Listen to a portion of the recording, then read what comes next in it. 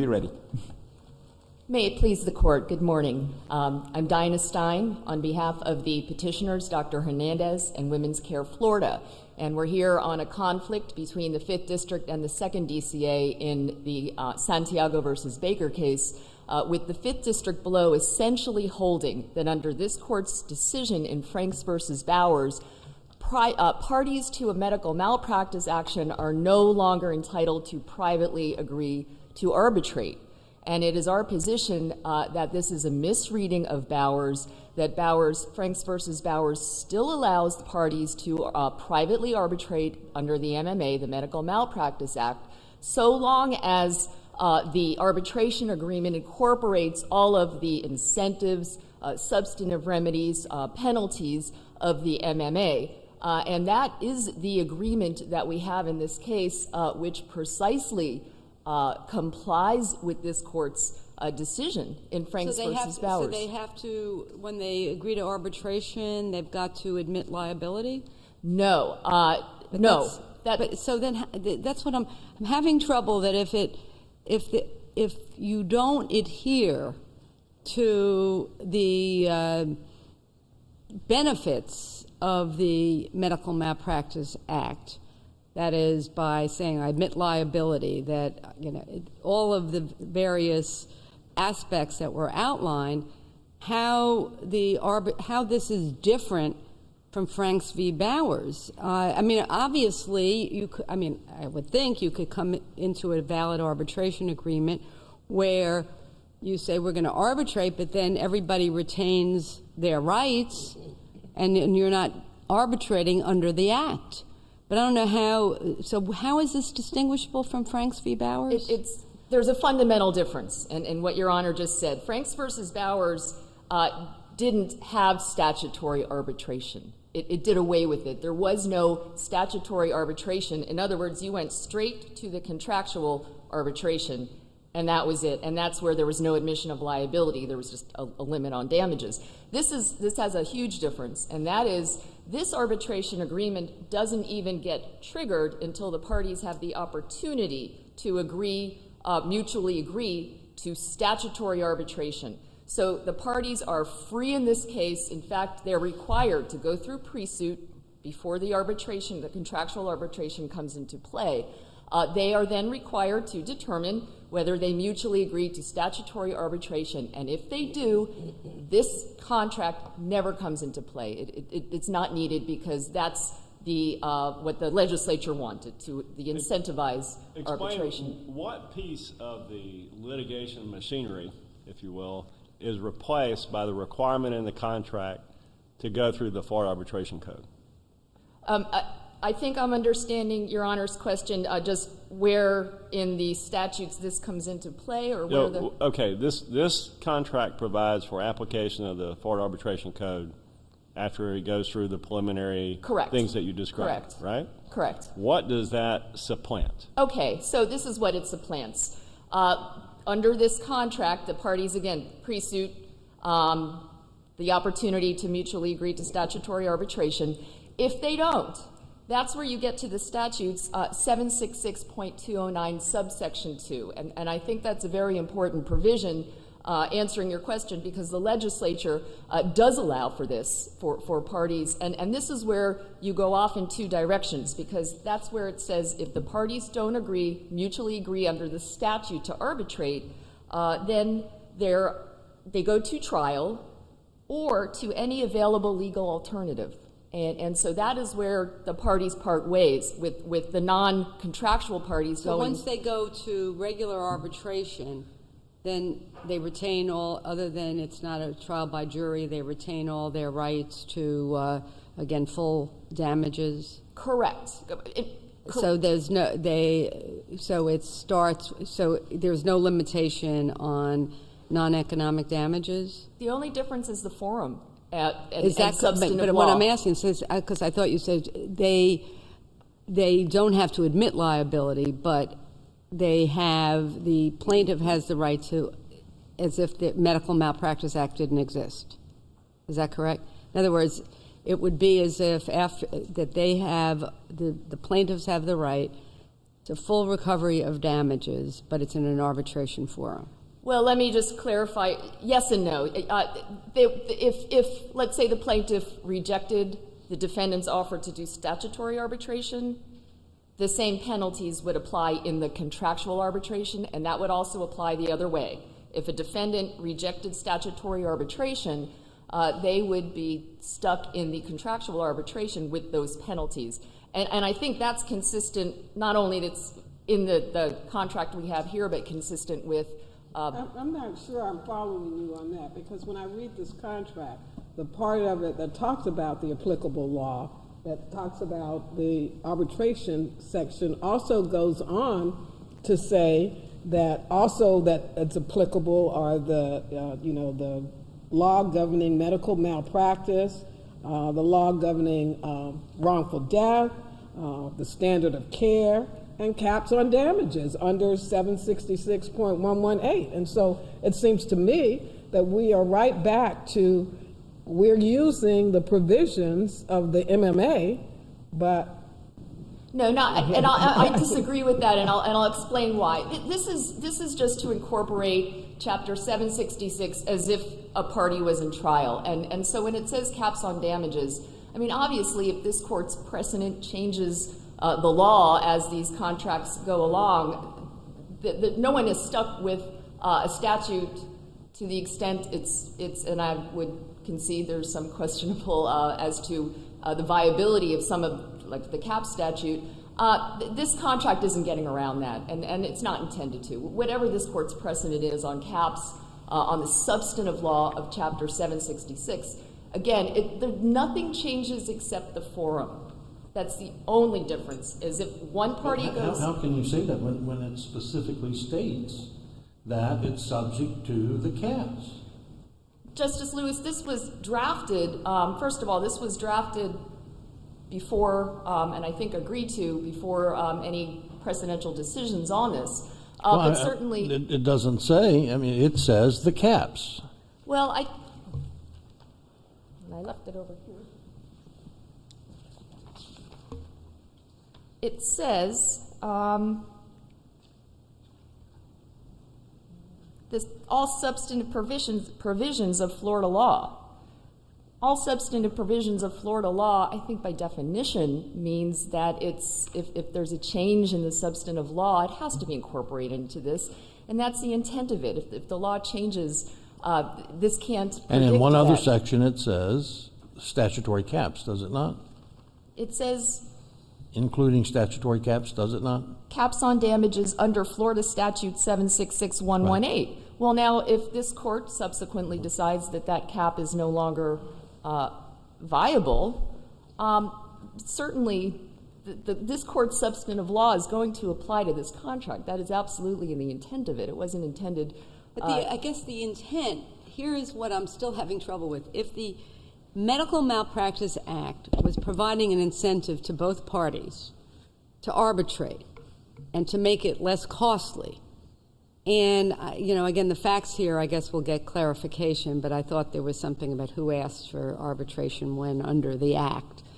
The thought that you then get, and I'll say it this way, another bite at the arbitration apple by, well, you didn't want this, now we're going to give you something really bad, we're going to make you arbitrate it, and you're going to still be subject to whatever, the Malpractice Act sets forth as limitations. And I somehow, again, I appreciate that that there may be a distinction. I just don't know if it's a distinction with a real difference from Franks v. Bowers, and that's what I'm struggling with. And let me go back to Franks versus Bowers, because I think this court was clear that it's not doing away with private arbitration agreements under the MMA. It's just doing it under those facts. Well, I don't know that the court was. I don't know that we were clear with that. I mean, I think the idea that somebody here, it was a pregnant woman or what, it goes into a doctor's office and basically signs away her life, her rights, and then the question is, but she still has to go through the Medical Malpractice Act, and then if the doctor doesn't agree to that, she gives up her right to trial by jury. I don't know that Franks v. Bowers was saying, well, that second layers would be okay. Well, I mean, as opposed to someone just saying, listen, we're going to forego the benefits of the act, but what we want to do is we want to provide an arbitration forum rather than a court of law. And we're not going to have, you don't have to go through pre-suit, you won't have to go through, we're just going to do away with the act. And I don't think any doctors will want to do it. But that's not this situation. It seems like this is a double whammy for the patient. And explain why it's not. Okay, it's not. And again, first of all, back to Franks versus Bowers, my understanding is that the court was a little bit compelled to find that there's still private arbitration agreements under the Federal Arbitration Act, because there's still a federal incentive to allow them, but the court was holding that it's got to incorporate all the provisions of Chapter 766. This agreement incorporates all of the provisions of 766, and this is not a double whammy. All this really does, it's not, there's no cap that you see in some of the other cases. There's no change in the standard of proof that we've seen in some of the other cases. There's no shifting of major remedies. The only difference, Justice Pariente, is that when you get to this subsection 766.209, subsection 2, where it says now you go to trial or any other legal available alternative, one group of plaintiffs who didn't arbitrate goes to court. The other goes to arbitration under the agreement that they agreed to. The damages, the penalties are identical. There's nothing, at least the damages provided under the Chapter 766 plaintiff, and I say that because plaintiff has pointed out costs, which is not under Chapter 766. That's a civil procedure statute. That's it, and all that does. How about the right to appeal? Well, that's true, because then you go to, and again, the right to appeal is not part of Chapter 766. That's just part of jurisprudence, which the courts have recognized. It's okay to have arbitration and restrict that, because that's the point of binding arbitration. But that's and the only what this is trying to do is allow the parties to arbitrate without requiring them to agree to the statutory arbitration, which has very extreme remedies, because a plaintiff, this plaintiff says that, well, we should just incorporate the statutory arbitration. Under this agreement, is there a limitation on what you can pay the arbitrators? There is not. There is not. And under this agreement, the DOA administrative law judges are not involved either, are they? The two chosen arbitrators, I believe, pick the neutral arbitrator. But now we're going back to just arbitration principles. Are parties, private parties, allowed to privately agree to arbitrate? That's settled law. I still don't understand how this how this agreement really differs from the Bowers agreement, and why when we say in Bowers, let me see if I can find that language, that if you are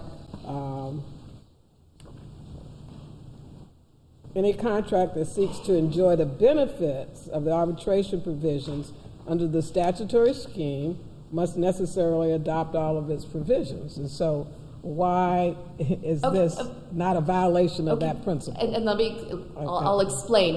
In Bowers, the arbitration agreement, what it did was it adopted the beneficial penalties in the statutory arbitration. In other words, it brought in the cap from the arbitration statute without the admission of liability. And so I think this court reasonably said you can't do that. If you're going to have an arbitration agreement that binds the parties to begin with, you have to adopt everything. The difference is that here, again, whereas Bowers required that from the beginning, they had to engage with that arbitration where there was a cap but no admission of liability. We don't have that here. The parties can agree mutually to do the statute, in which case the defense admits liability. We didn't have that in Bowers, and that's a huge difference. And that keeps the incentive of Chapter 766. But when you get, when you don't have the parties agreeing to the voluntary binding arbitration under 766, you get to this agreement, and this agreement incorporates some of the benefits from 766. Would you agree to that? Let me tell you what I'm agreeing to. I agree that it incorporates all of the substantive provisions of 766, but when Your Honor says benefits, well, isn't the cap on damages a benefit? I'm going to have to disagree with this because what it says is all substantive provisions of Chapter 766, and then it goes into a list of things. And if Your Honors are saying, well, now maybe the substantive law is a little different, and you're keeping a statute that we may disagree with in there, that's not what this contract says. Obviously, whatever case law subsequent to a contract this court or any court comes out with is going to be binding on the parties under the provision where it says all substantive provisions of Chapter 766. And there's not an intention to get around any court's law with this. This was just a set of examples in the statutes of what applies, and this was drafted several years ago. So I think Justice Quinn sets a fundamental difference, is that this court was very, I think, clear that by forcing the parties into arbitration, contractual arbitration, with only the benefits for the defense and none of the benefits for the plaintiff, isn't going to hold. Whereas here, again, we've now gotten rid of that problem perfectly by saying, you know what, we're keeping statutory arbitration available to the parties, and we're just changing the forum. So again, I think if you're into your rebuttal time, you're free to continue if you want to. No, time goes by when you're having fun. I appreciate Your Honors actually granting oral argument in this case. It's important to us to have you hear us out, and I'll save the rest for rebuttal. Thank you.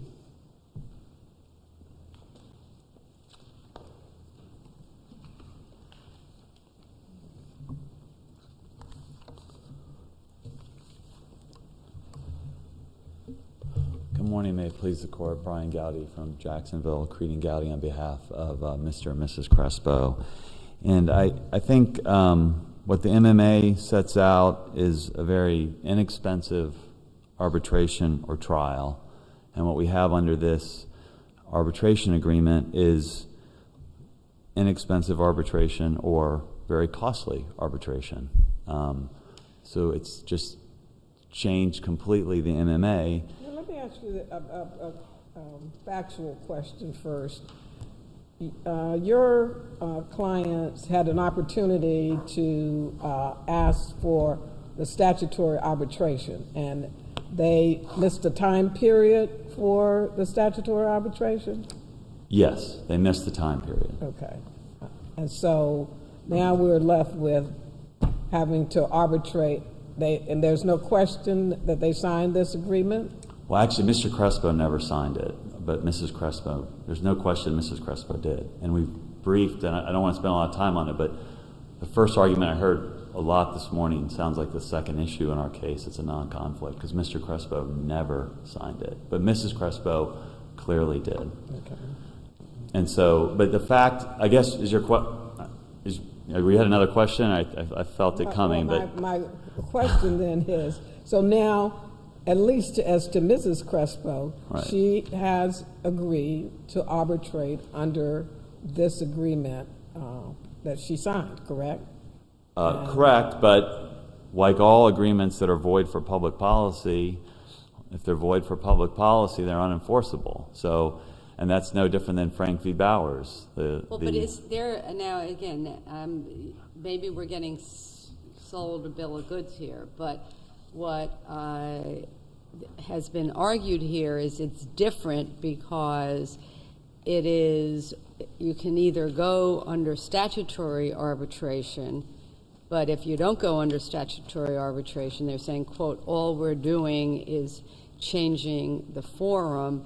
the plaintiff still gets to, again, subject to the malpractice caps, but not the caps of the statutory arbitration, gets to recover her damages. And so, first, is that different? It seems that it is different from the Franks v. Bowers. It may not. Is it? Is it different? And if it's different, is it still void against public policy? It's different in that there's no express 250 caps as there was in Bowers, where they cherry picked the 250 caps. We don't have that fact. So that's but is that a big difference? No, because in the court's opinion, and it was said several times, including on page 1247, it repeatedly noted all the benefits of MMA statutory arbitration, and the primary one that the court noted more than once was this admission of liability. And there's this portrayal that, well, it's just a different forum, but the thing that is appealing in general to plaintiffs about MMA arbitration is it's significantly less expensive. And just to outline then not just trial, but contractual arbitration. And there's a lot of benefits besides just the admission of liability that we don't have in this agreement. Under the MMA, the defense pays all the costs except for the fees for the ALJ. Under the MMA, that's not true under our contractual agreement. Under the MMA, the fees are capped at $750 a day. We had testimony here that the cost of 3 arbitrators, at $300 to $400 an hour is going to be far more. But that's true of. I mean, again, we've gone through many years of thinking, arbitration was just the best thing for people because it was going to be a less costly alternative, prompt, etc.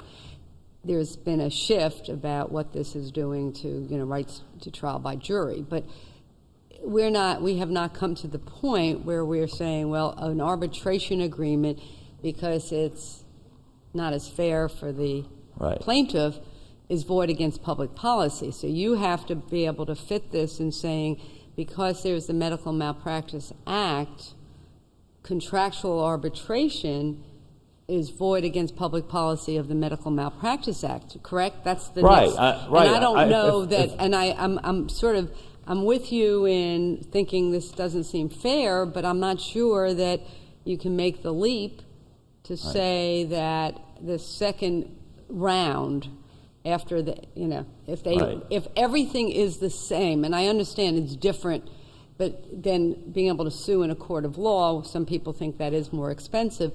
Why is that void against public policy of the Medical Malpractice Act? Because you've hit the nail on the head in that we have a very specific special statute regulating arbitration for medical malpractice only.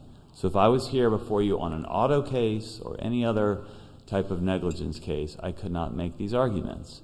But the rationale of Frank v. Bowers is that when we're talking about medical malpractice, we're going to look at Chapter 766, not Chapter 682. So you would have to say that the intent, it's a different analysis though, you have to say the intent of the legislature was to supersede the arbitration code.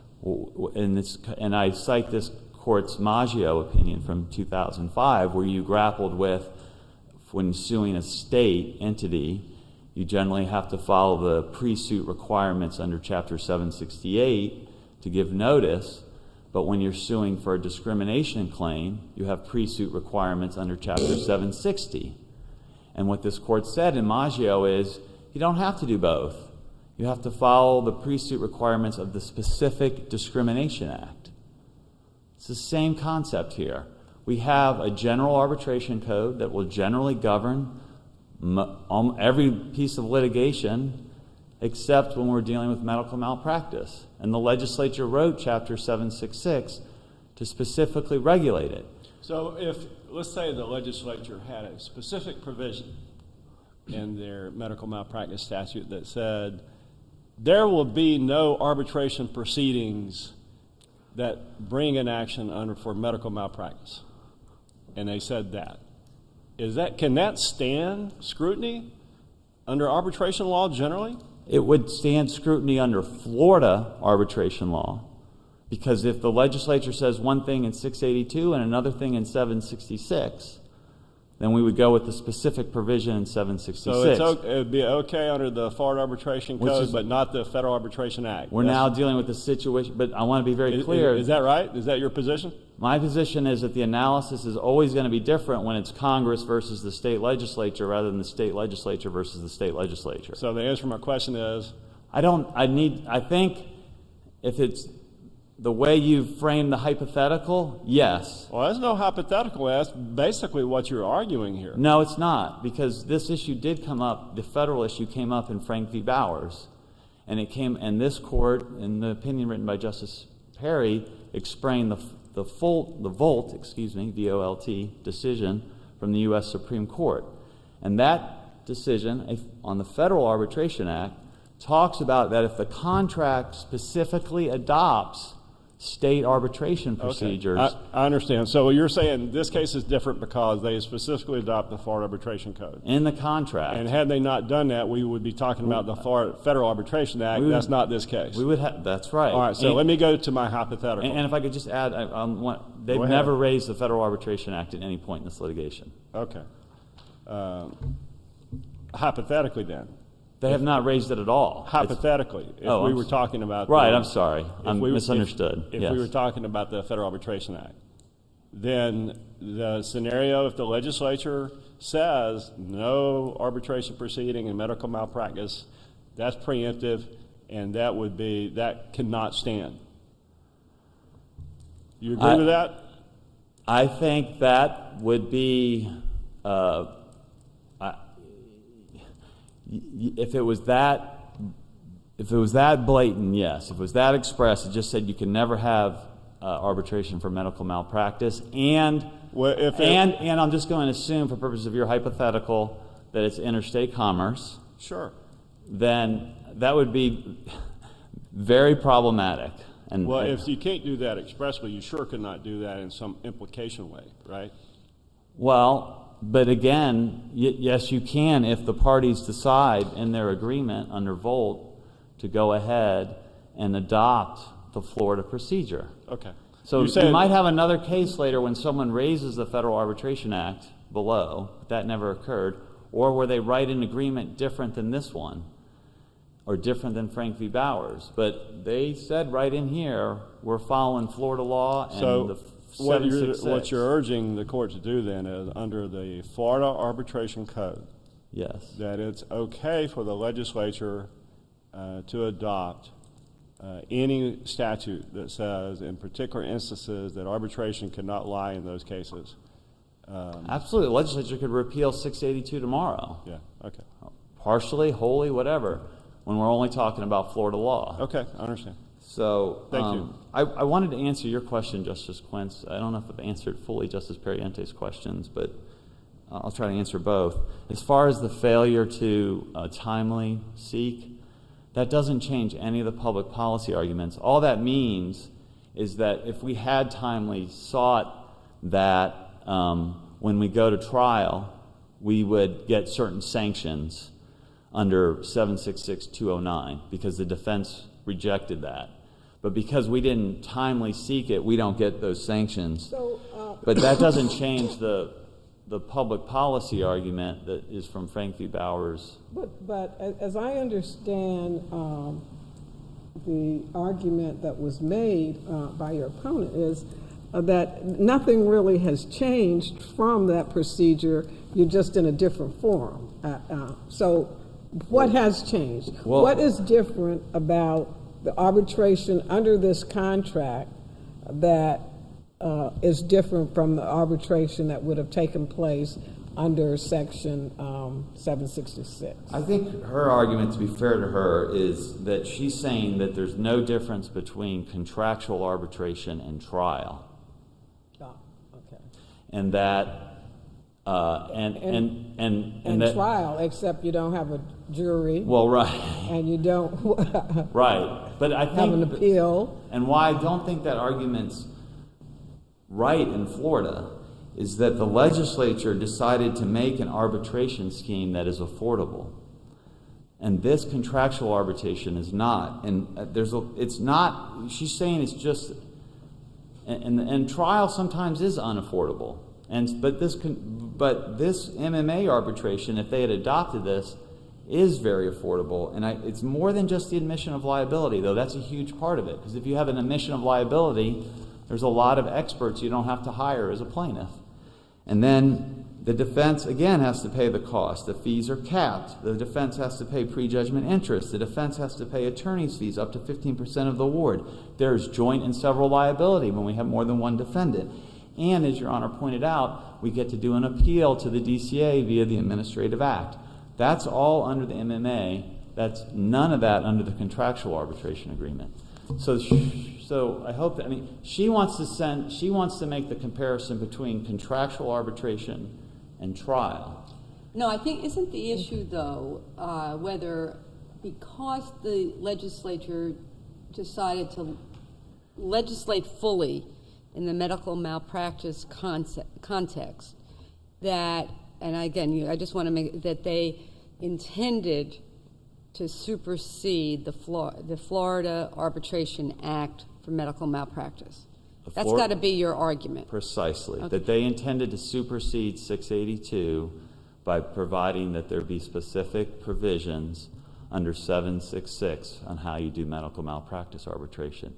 If you want to call everything I just read procedural in the forum, fine, I guess. But it really matters a lot to plaintiffs. On the other side, thinking about this, if it had been the defendant who had wanted arbitration under the Act, and the plaintiff didn't agree, then, as you say, there are certain detriments. But now what would happen is it's like a double whammy, right? Agreed. Okay, you don't want this, but we're going to throw you into some place where you have, the Hotel California of the where you get nothing, you get no appeal, you get 3 people. Again, some people might say it's better you get to pick one of your own arbitrators, but that's the point, is that it's like you better do this first, but arbitration, because if you don't, you're going to do a second one that's going to be far worse. You have arbitration or arbitration.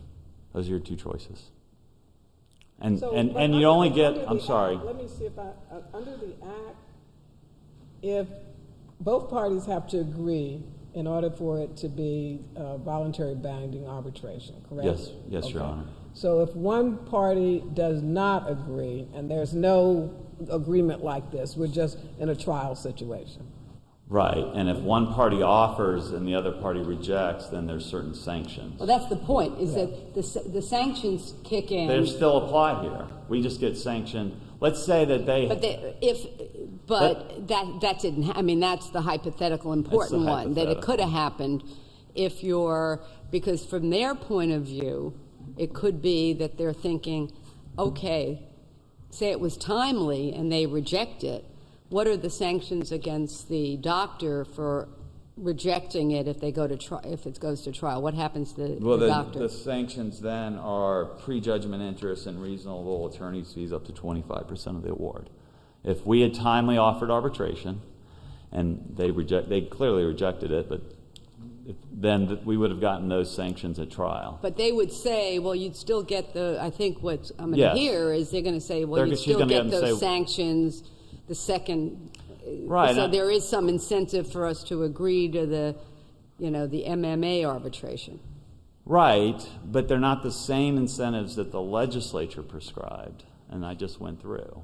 So, you talked about in Bowers the balance that was struck. So, they've changed that balance through their agreement. Now, I wanted to be clear, I think there still can be some private arbitration agreements. You could have what I call gap fillers that aren't covered by the statute. For example, could say that the MMA arbitration has to take place in Orlando. And I don't think that would violate the Act. You could maybe also, for example, there's a range on the fees for the arbitrators. Perhaps the agreement could do that. There could still be agreements, but they have to be consistent with the MMA. But the statute would, under your interpretation and the court's interpretation, precludes any arbitration absent a concession of liability by the healthcare provider. Correct. That's correct. I think that's the interpretation of Franks v. Bowers. And then, we've discussed, there's the Volt issue and federal, which could come up, but in these cases, both in Franks and in this case, it's not going to come up because this agreement complies with Volt. On that issue. And it hasn't been raised either. But I understand your argument, but is there an opinion out of this court that says even in where a contract has chosen Florida law, as here, that the Florida Arbitration Code would apply unless it's in conflict with the Federal Arbitration Act? Do you remember any precedent along those lines? no, I mean, I think generally when you're under Chapter 6082, this court and the district courts of appeal have tried to construe Chapter 682 consistent with the Federal Arbitration Act.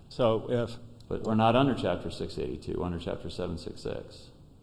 Well, what I'm asking is where the contract specifies the Florida Arbitration Code as applicable, does the Federal Arbitration Act have any application at all, even if it's in conflict? I think there's a whole body of, it's really hard for me to answer that really right now because I've read a lot of cases, but there's a whole body of U.S. Supreme Court cases about interstate commerce. But I think the Volt case is still the case, and it's still good precedent. So under Volt, you would argue that it has no application? Right, if the issue had been raised. Okay. Was Santiago wrongly decided, or is it distinguishable? That's the second district case. It was wrongly decided. They don't even, did it come out before Franks v. Bowers? Yes. Oh, I'm sorry, after. No, they discussed Frank v. Bowers. They do? Yes. But it was wrongly decided, and I think they got hung up on what Justice Quince was asking me about whether a party, then there was apparently no, we did make a request for MMA, statutory arbitration, albeit untimely. There was no request at all. And Judge LaRose, who wrote the opinion for the court, I think kind of let that take him adrift and not focus on whether the agreement is void. If an agreement's void, it's void on its face. We don't get into what the individual parties did.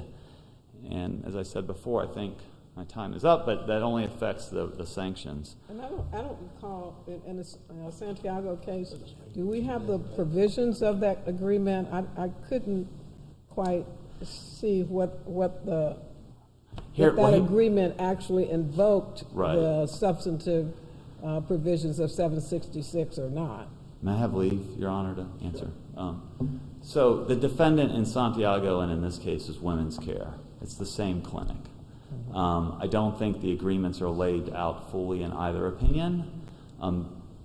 Ms. Stein did file in her appendix, I think, somewhere in the 5th DCA, the agreement that was at Santiago. That's from the Santiago briefing.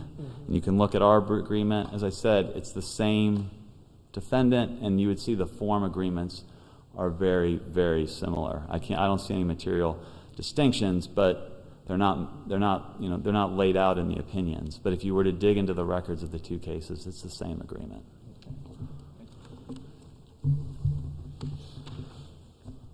Thank you. Thank you, Your Honors. And the request for statutory arbitration, just to clarify in this case, came, I think, 6 months after pre-suit had ended, after this whole issue came up. And so I think the plaintiffs were just now trying to make an argument for the purposes of this, but there's a very wide body of law talking about time provisions in arbitration, and they were clearly untimely. As far as just generally, and you're not being sold a bill of goods at all. I mean, this is a very important distinction. We've gone through the distinctions as far as allowing for statutory arbitration here. As far as legislative intent, I think the legislature is very good at stating what it wants and doesn't want arbitrated. We've cited section, I believe it's 44104 which is the arbitration statute, where the court, the legislature actually says everything can be arbitrated, but these types of cases. Now the question now is, did it intend to supplant arbitration in Chapter 766? And I'd submit the answer is no, because first of all, it doesn't say that specifically. Second of all, the scheme that it does offer is a little bit, and I'm going to say extreme, in the sense that it puts in provisions that aren't normally required in a normal arbitration privately agreed contract, such as an admission of liability and a very low, a fairly low cap on damages compared to what they may be. So that was intended as an incentive to arbitrate. That's what the legislature was trying to do, is to get malpractice cases moving along, to take pressure off the courts, to make them maybe more palatable for parties. And so that's all the legislature was trying to do when it provided that incentive program, is to encourage arbitration, but there's certainly nothing in Chapter 766 that indicates that the legislature was saying you can't otherwise privately arbitrate. Now, as to the Santiago decision, I think what the court was looking at in Santiago was this court's language in Franks versus Bowers at 1249 and 50, where you do say it's fact specific, and that you're not saying that you may not have arbitration agreements, private agreements under the MMA. So it was a legal. I agree with Mr. Gowdy that was a legal decision. They're saying that the Franks versus Bowers case left that open, and that's all they were holding. They were rejecting the argument that we can no longer have private arbitration agreements. And finally, I think to some extent, Your Honor, Justice Pariente, you did hit the nail on the head as far as if the problems that they're complaining about are just your general problems that plaintiffs or either party doesn't like about arbitration, that's something that's been already litigated in many, many cases, and there's a different body of law on that. But these agreements are allowed. So I think in order for this court to find that it's not allowed here, it has to be because there's something contradictory in Chapter 766, the MMA, which is contrary to the legislative intent. So if Your Honors don't have any more questions, again, I appreciate Your Honors' time. Thank you. Thank you for your arguments. Court is in recess for 10 minutes. All rise.